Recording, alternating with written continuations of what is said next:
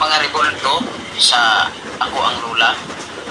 Akong gisunog oy, daghan kaayo. Maabot siguro 20 ka rebulto niya gisunog nako.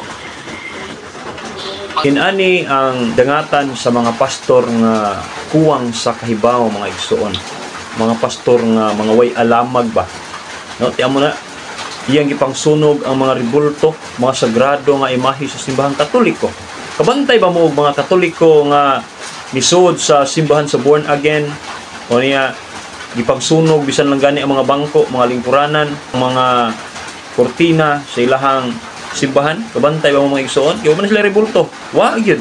Nga naman ang mga Katoliko mga igsoon adunay respeto, adunay dakong gugma. Apan kini mga pastor mga igsoon inyong mas isayran nga diin kini sila nagpabilin sa ilang pagka ignorante mga igsoon. Judas kapitulo 1 bersikulo 10, kini mga tawhana sama sa mga manap nga naghukom sa mga butang nga wala nila nahisabtan.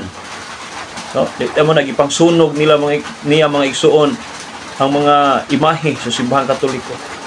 Nga naman kuwang sa kahibalo.